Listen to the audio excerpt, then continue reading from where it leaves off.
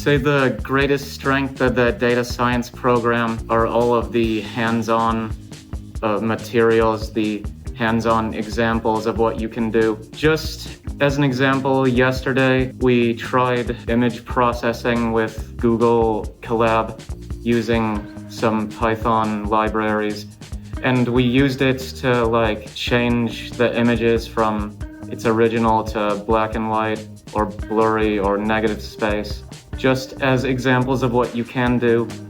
And that's just a tiny thing. You can also create these analysis projects, and he introduced us to this platform called Databricks, which hosted all of the data and the project that we created in our previous semester. As a matter of fact, I actually work for the University of Michigan-Dearborn right now as a BI analyst. So my supervisor, his name is Rick Mikulski, started out in my position and now he's the director of the IRE office, Institutional Research and Effectiveness. I feel like I could follow a similar career path.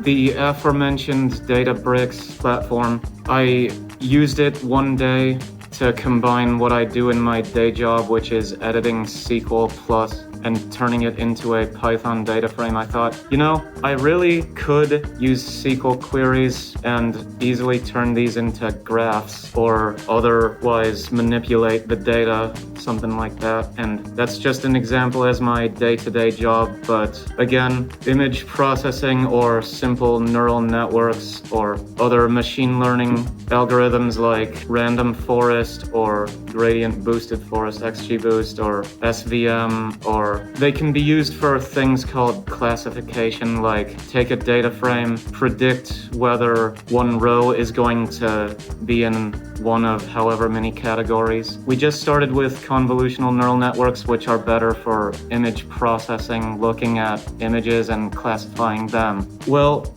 my favorite professor is Dr. Bizjan. He's the one who's been the teacher of nearly all of the classes I've taken. The current class I'm taking is called Deep Learning. He introduced us to Databricks, and I had probably my best ever group project. What we did was we took this database called the Darknet database from the CIC, the Canadian Institute of Cybersecurity, and we took it, split it up by data type, as in audio or email or P2P or so on and so forth. I made a classifier for whether it would be categorized in one of those data types, and my two other group members, they took care of the previous and next steps, which were creating or cleaning the data set and visualizing and doing analysis on the actual data set. And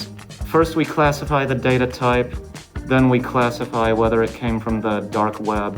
The Canadian Institute of Cybersecurity, they made this huge CSV with a bunch of information and a bunch of different types of malicious connections from the dark web. I believe it's the only such data set so far, because every single study that we did on the same or a similar topic used either that data set or a similar one from the CIC. That's a more advanced concept for machine learning than the simple models I've been doing, so I think I'm going to be using this concept multiple times throughout my life whenever I do more projects in a similar vein.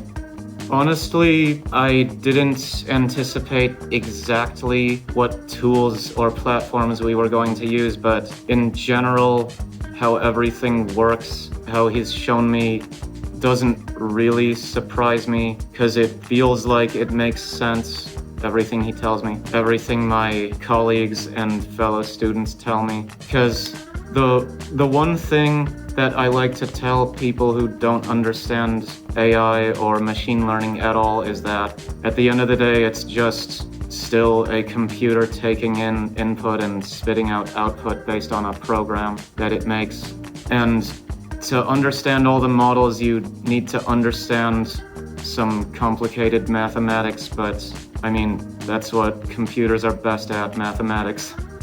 I'd say it's really the only way I could do it while also having a job, because I work from home and I take courses online. It's kind of like having two classes at the same time, kind of like doing two projects at the same time, but anymore, and I feel like I would get overwhelmed.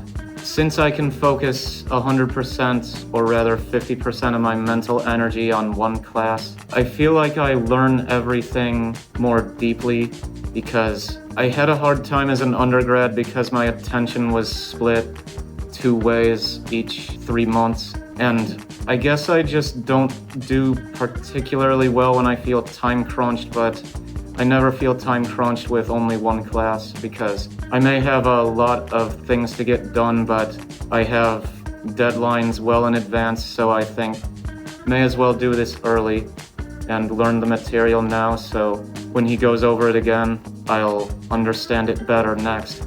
Typically 2 days a week for approximately 100 minutes. Right now, Monday, Wednesday, 12:30 p.m. to 2:10 p.m. Typically, I get on a Zoom meeting, and sometimes Professor Bizjan is in his classroom. Sometimes he's just in the Zoom meeting, and he'll send out a notification to all the on-campus students for whichever one he's in. My favorite aspect about it was that during the big data analytics class that I took in the previous semester, I had probably the best school group that I've had in my life, with two other students who really, on a technical level, knew what they were doing. And we each did approximately 1/3 of the work on a pretty ambitious project. I will say, if you're really into machine learning or artificial intelligence and you really want to know the mechanics of it, then this is a really comprehensive master's program, and it will bear fruit if you really pay attention and do the work, even if you don't understand the concepts at first, because I myself don't all the time. I need to stare at it for days at a time to understand certain concepts sometimes, but do the work and you'll eventually really get the mechanics of how machine learning works. And like I said, it feels huge and intimidating. It feels like an enormous, incomprehensible subject, but at the end of the day, it's just computers taking in input and spitting out output based on mathematics.